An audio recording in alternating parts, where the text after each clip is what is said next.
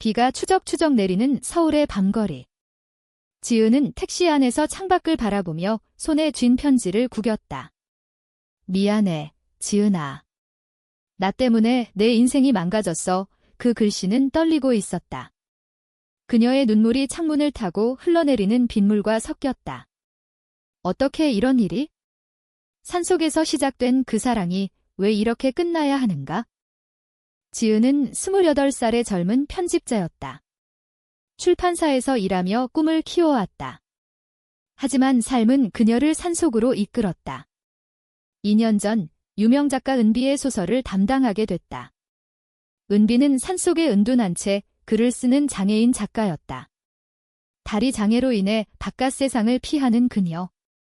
지은은 처음엔 업무로 갔지만 점점 그녀의 세계에 빠져들었다.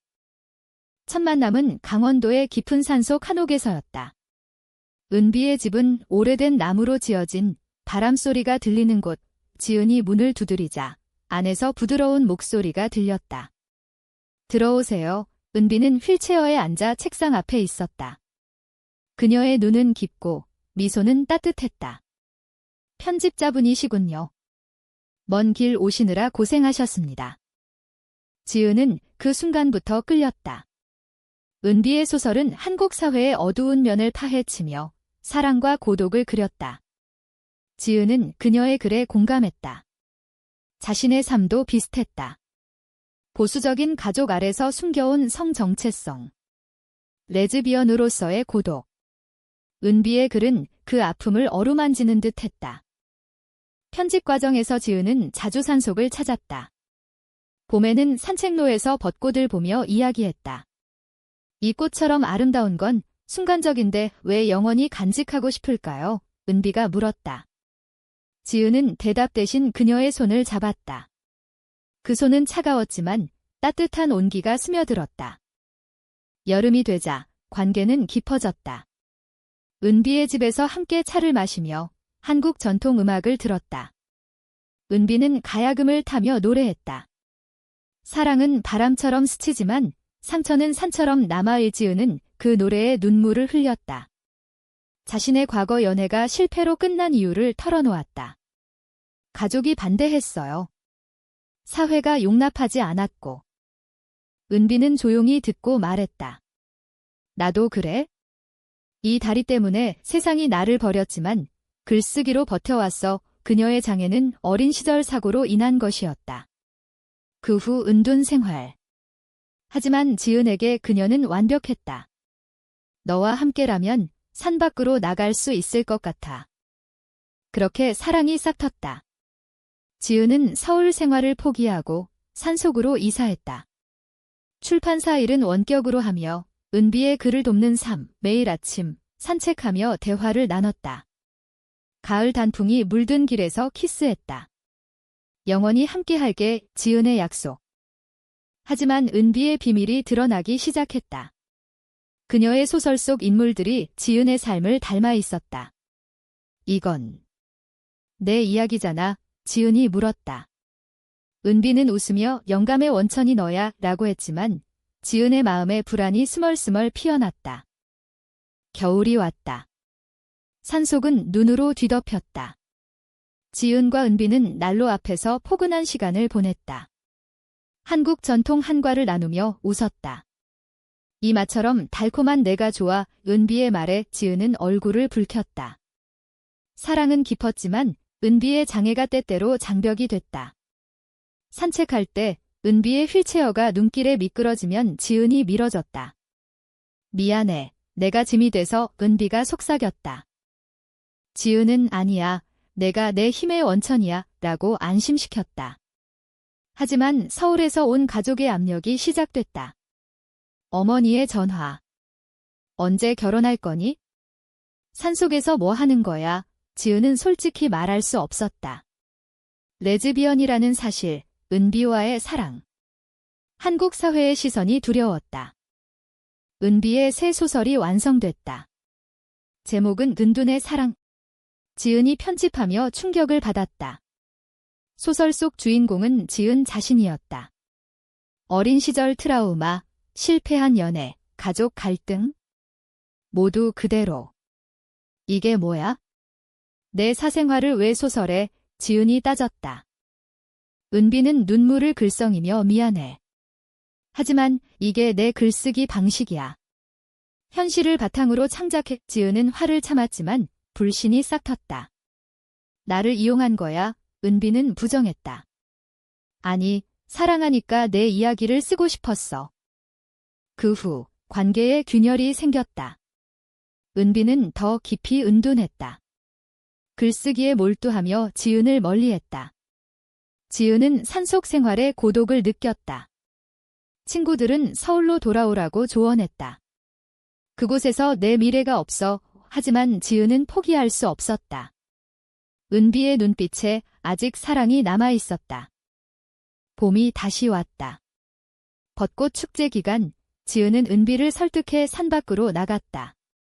강원도 마을 축제. 사람들 속에서 은비는 불편해했다. 나 같은 사람이 여기서. 지은이 손을 잡아줬다. 함께라면 괜찮아. 그날 밤 호텔에서 깊은 대화를 나눴다. 내 장애가 나를 더 사랑하게 해. 강인함이 보여?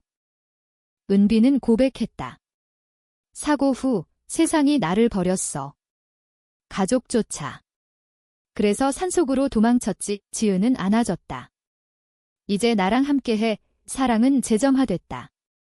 하지만 소설 출간 후 문제가 터졌다. 책이 베스트셀러가 됐지만 지은의 지인이 이 소설 내 이야기 아니야 라고 물었다. 지은은 은비에게 따졌다. 내 삶을 팔아먹었어. 은비는 예술을 위해 필요했어 라고 변명했다. 첫 번째 배신의 씨앗. 여름 더위가 산속을 덮쳤다. 지은은 출판사에서 압력을 받았다. 은비 작가의 다음 책은 언제? 하지만 은비는 글을 쓰지 않았다. 영감이 안 와. 그녀의 말. 지은은 그녀를 위해 산책, 여행을 제안했다. 제주도로 떠났다. 바다를 보며 산책했다. 여기서 새 시작하자. 지은의 말.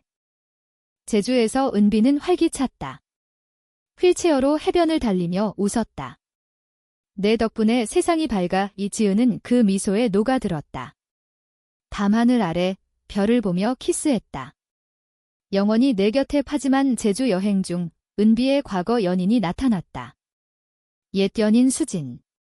은비야, 아직 나를 잊지 않았지? 수진은 은비의 옛사랑, 사고 전 연인이었다. 그녀도 레즈비언. 수진의 등장으로 지은은 질투했다. 왜 그녀를 만난 거야? 은비는 구연이야. 과거일 뿐. 하지만 지은은 은비의 눈빛에서 흔들림을 봤다. 수진과 은비의 대화는 길어졌다. 사고 후 나를 버린 건 너잖아. 은비의 원망. 지은은 상처받았다. 나한테는 왜 말 안 했어? 은비는 미안해. 잊고 싶었어. 관계는 긴장됐다. 산속으로 돌아온 후 은비는 다시 글쓰기에 몰두했다. 새 소설의 주제는 배신된 사랑. 지은은 불안했다. 이번엔 또 내 이야기? 가을이 되자 충돌이 터졌다. 은비의 소설 원고를 본 지은. 거기엔 제주 여행, 수진과의 재회, 지은의 질투가 그대로. 심지어 지은의 성정체성 고백까지. 이게 예술이야? 내 인생을 훔친 거잖아. 지은이 소리쳤다. 은비는 눈물을 흘렸다. 내가 내 뮤즈야. 사랑하니까 쓰는 거야. 지은은 사랑. 이건 이용이야. 싸움 후 지은은 서울로 내려갔다. 가족 집에서 지냈다. 어머니가 물었다.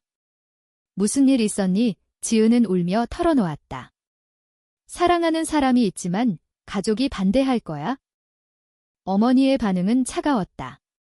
여자. 그건 병이야. 돌아오지 마. 지은은 절망했다. 산속으로 돌아갔지만 은비는 변했다. 내가 떠난 동안 수진과 연락했어. 은비의 고백. 두 번째 배신. 겨울 눈보라가 산을 휘감았다. 지은은 은비의 집에서 홀로 있었다. 은비는 수진과 서울로 갔다. 생각할 시간이 필요해. 그녀의 편지. 지은은 산속 고독에 빠졌다. 매일 산책하며 눈물을 흘렸다. 왜 나를 버린 거야? 서울에서 은비의 새 소설이 출간됐다. 파괴된 은둔. 베스트셀러. 하지만 리뷰에서 논란이 일었다. 이 소설, 실화 기반인가? 인물들이 너무 현실적 지으는 책을 읽고 충격받았다. 자신의 모든 비밀이 드러나 있었다. 가족 갈등, 레즈비언 정체성, 제주 여행의 배신. 지은의 지인들이 연락했다. 이 책, 내 이야기지. 지은의 삶이 무너졌다. 출판사에서 해고됐다. 작가와의 관계가 문제야. 가족은 그녀를 버렸다. 집에 오지 마. 지은은 산속에서 울부짖었다. 은비, 내가 모든 걸 파괴했어. 은비가 돌아왔다. 눈보라 속 휠체어를 밀며. 미안해, 지은아. 그녀의 눈물. 지은은 왜 내 삶을 소설로 팔았어? 은비는 고백했다. 사고 후 글쓰기만이 내 삶이었어. 내가 와서 사랑을 알았지만 영감을 잃을까 두려웠어. 수지는 과거, 하지만 내가 진짜야. 지은은 용서할 수 없었다. 내 장애를 핑계로 내 인생을 망쳤어. 이 싸움은 격렬했다. 은비는 나 없이 내가 어떻게 살았을까? 서울의 보수사회에서 지은은 내 덕분에 더 강해졌어. 하지만 배신은 용서 못해. 봄이 왔다. 벚꽃이 피었지만 관계는 끝났다. 지은은 산을 떠났다. 서울로 돌아와 새 삶을 시작했다. LGBT 커뮤니티에 참여했다. 내 이야기로 다른 사람을 도울게. 그녀의 결심. 은비는 산속에 홀로 남았다. 새 소설을 쓰기 시작했다. 이번엔 자신의 이야기. 파괴자이자 피해자. 그녀의 반성. 여름 더위 속 지은은 서울 카페에서 일했다. LGBT 모임에서 새 친구를 사귀었다. 과거 사랑이 아팠지만 이제 자유로워. 그녀의 말. 하지만 은비의 소식이 들려왔다. 새 소설 출간. 이번엔 자전적. 내가 파괴한 사랑에 대한 고백. 지은은 책을 읽었다. 은비의 고독, 장애, 배신의 이유. 지은아, 미안해. 내가 내 세상이 됐지만 글쓰기로 파괴했어. 눈물이 흘렀다. 지은은 산속으로 갔다. 은비를 찾았다. 왜 이제야 고백해? 은비는 약해진 모습이었다. 병이 악화됐어. 다리뿐 아니라 마음도. 그녀의 말. 이 지은은 안아줬다. 내가 파괴한 건 내 삶이지만 사랑은 남아. 대화는 길었다. 한국 사회의 압력, LGBT의 고독, 장애인의 은둔. 모든 게 얽혀 있었다. 수진이 나타났다. 은비를 도우러 왔어. 하지만 지은은 이제 내 차례야. 수진을 보냈다. 은비와 지은은 재회했다. 용서할게.